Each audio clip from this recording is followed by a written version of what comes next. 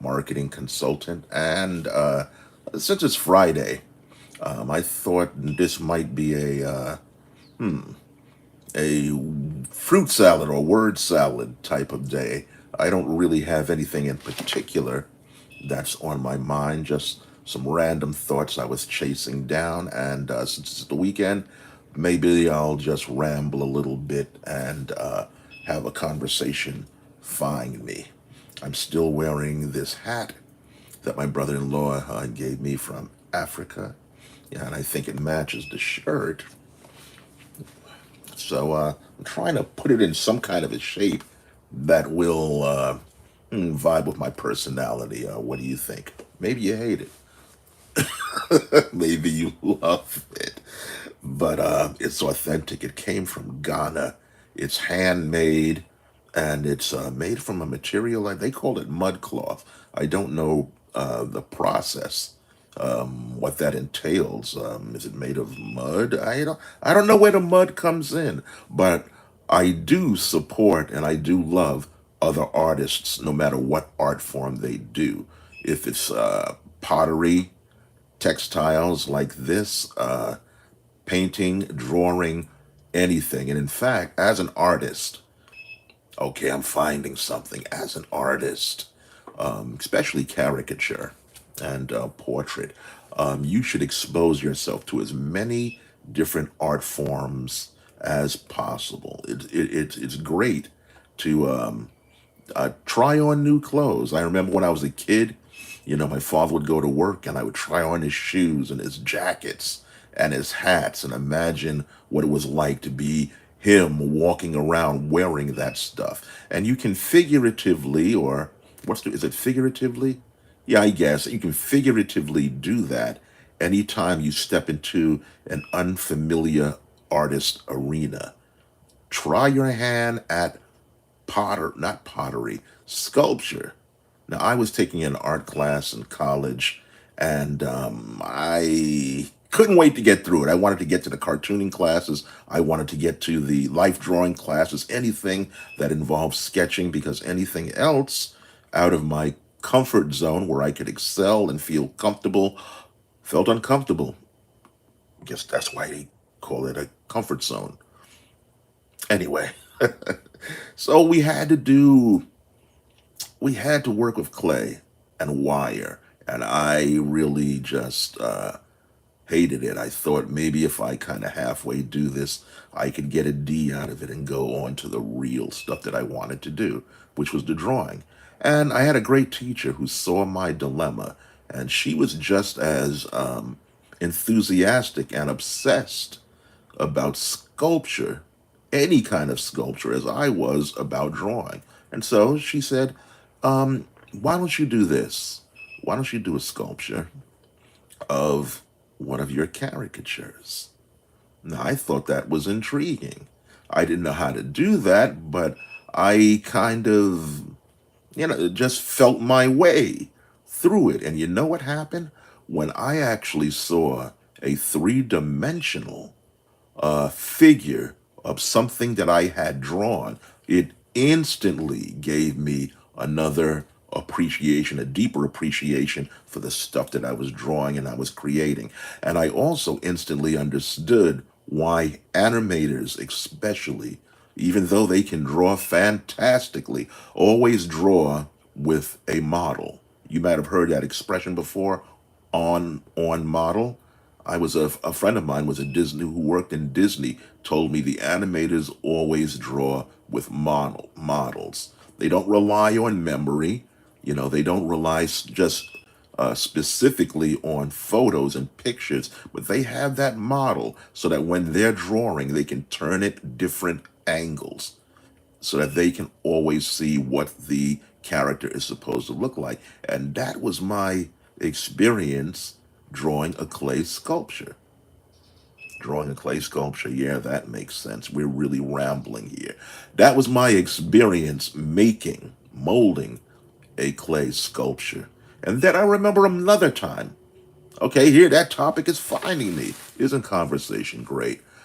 I remember one time when I went to the National Caricaturist Network's annual convention. I believe this time They held it in Las Vegas. They love Vegas. I've been to Vegas a couple of times, but I digress. And so there was a category for caricature sculptures. So I made my way over there, and let me tell you, if you want to work with sculptures, work with this product called, I don't know if it still exists, but you can check Dr. Google to find out. It's called Sculpey, and it is a sculpture that comes in a variety of vibrant colors. It also comes in a variety of skin tones. And I tell you, those caricature artists who did, I mean, you haven't lived until you've seen a clay sculpture of yourself, a full body, or even just a head by somebody who really, really is passionate about it and knows what they're doing. I remember there was some artist, his name was Lar de Souza. How you doing, Lar? If you find your way over here, I'm giving you a shout out. Lar was so obsessed about making his sculpture of a particular artist that he was obsessing because he could not find the exact color blue, the exact color for the person's eyes that he was doing. He was obsessed, and I just told him, can't you, excuse me, guys, I'm tearing here because of allergies. I said, Laura, can't you, just use, blue? That was unthinkable to him to use blue, just blue. He had to get that exact blue. That was actually, I think that might have been my first or second. It's probably my first convention that I went to. I guess this is what I'll talk about, and this is a lead into what I was thinking about. Um, if I was going to have a topic for this live, it would be follow the leader. Follow the leader. You've heard the expression that, well, I'd rather be a leader than a follower. That's really one of the stupidest things that I've ever heard. And it's a reason why so many things in the world is messed up. Because you have people who haven't followed enough or needed to follow more before they start leading. Following is an invaluable, that's not a word, is an invaluable part of learning anything, and especially visual art, because you can have raw talent. I had raw talent. I had fantastic talent, and just when you come up into another sphere, another arena, you can find that you're just a child, an infant, and you need to learn more. And the sooner you find that out, you'll just save yourself a lot of heartache. Okay? And I found that out my first caricature convention. Prior to that, I was always the best artist in any arena that I was in. Best artist throughout elementary school. Best artist in my junior high school class.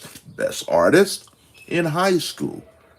Just always the best. Always winning awards. Always getting accolades for my artwork. So by the time I found out about this convention through my one of my mentors, Kenley Dillard, he told me about it. By the time I found out about that, I thought, surely I'm going to win some award. Okay? And I tried out for competition after competition, and I was getting dusted. I'm talking about in every category. I was not just losing where I came in close. If there was a spot for after last, that would be me. And there were hundreds of artists there from all over the country, outside of the United States, as far as Belgium, Germany, China, Japan, and they were all good. They were all good. And they were all unique and comfortable and at home in their style. I still enjoyed it, but my ego got taken down a couple of pegs. I realized that compared to these guys, I wasn't as creative as I thought I was. I wasn't as fast as I thought I was. My art wasn't as provocative as I thought it was. My likenesses were okay, but I mean, people had likenesses so photorealistic that they looked like they could talk. And this is doing it through caricature or portrait. They were phenomenal. And I remember the last day of competition when we were all getting ready to pack up, receive our awards and anything. I didn't receive anything, and I must have been looking kind of dejected, like a deflated balloon. And I remember something. You had this competitor who won the black and white competition that year. His name was Tony Smith from Atlanta. If you find your way over here, Tony, say hi. His wife came over to me and she said, "Well, you didn't win, right?" I said, "Yeah, I didn't win." And she said, "Do you know why?" You know why you didn't win? And I said, "What?" I said, "Yeah, do you know why you didn't win?" And so she told me a story. She said, "How often do you draw? How often?" There's an object lesson coming in here, so listen close, folks. I said, I draw pretty much every time I have a gig or when I feel like it." She said, "No, no, no, no, no, no. That's not how many times you're supposed to draw. That's wrong. You're supposed to draw like this is a job," which it is. And she said, "You know how many hours these people spend just doing that, just practicing, just working? These people spend up to 8 hours a day drawing all the time." And that's whether through practice. You had some artists who had the advantage, I call it advantage, of working at theme parks where it's their job 9 to 5 to draw all day long. The bottom line, what she was telling me was, you lost because you really didn't have, comparatively speaking, enough airtime. You need to draw a lot.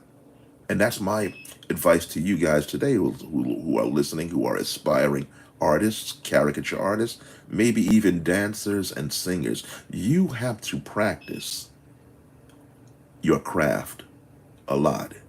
And you're going to have days where it's unbelievably good, magically delicious, and then you're going to have days where it's unbelievably bad and you just can't get started.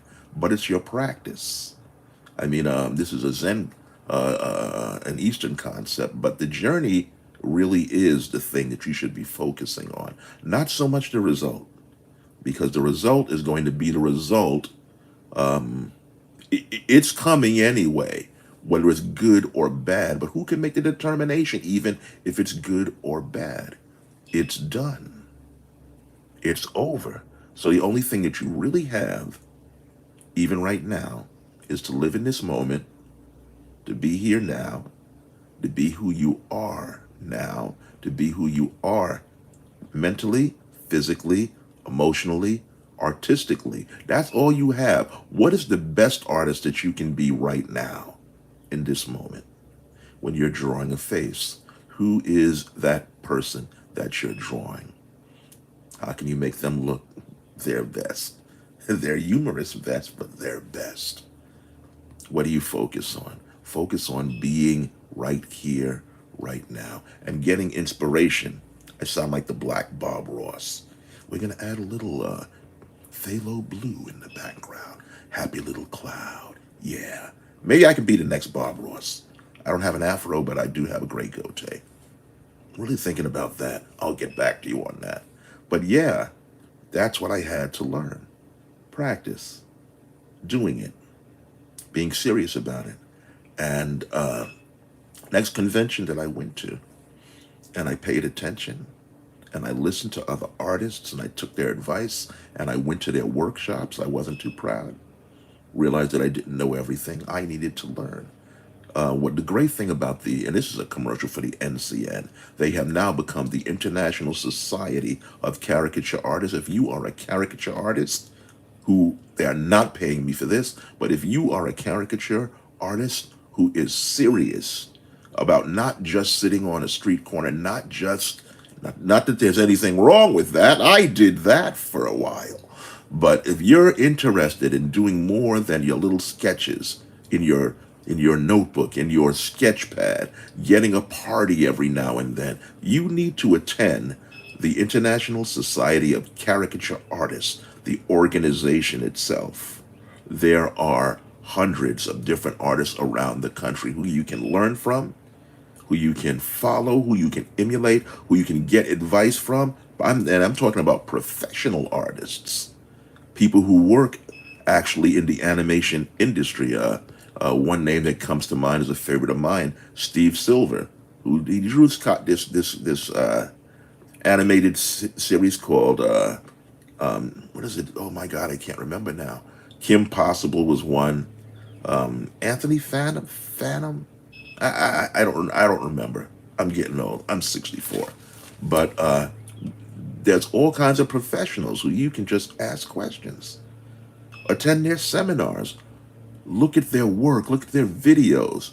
You would be surprised how many phenomenal people there are doing caricature, doing cartoons who you don't even know about, but they are giants in the industry. So I suggest join the ISCA. One of the they used to have a book, a magazine called Exaggerated Features. A monthly magazine. You want to get that if they still have that, or ask about back issues. They probably have them online by now, but I used to get physical copies. Also, what else do you want to do? Oh, the highlight of the ISCA is a week-long convention. And like I alluded to earlier, it's usually in Las Vegas. Okay? So you get a chance to do your art and be in Vegas for an entire week. Just let that sink in. An entire week where you're doing art, where you're learning, where you can take time off and lose all your money if that's your thing. Wasn't my thing, but it might be your thing.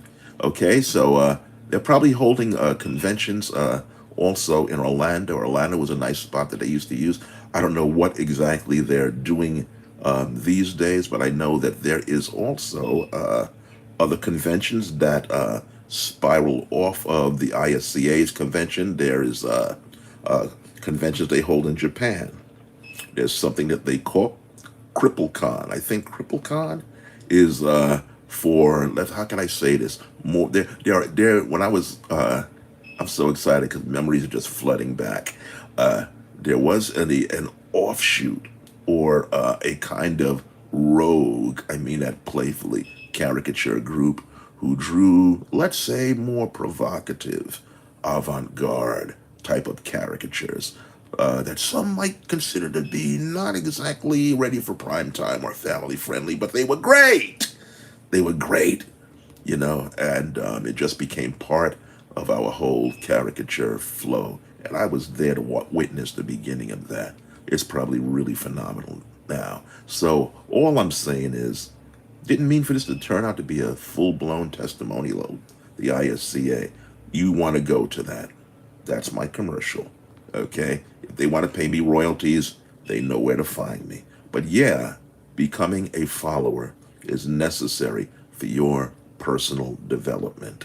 And I would highly, highly recommend that. Ha! That's the live. Okay, I'm looking forward to you guys commenting. If you like this broadcast and you want to see more, then comment, like, and share. This is Elgin Subway Surfer Bowling, your creative caricature marketing consultant. Thanks a lot. Thanks a lot. Thanks a lot.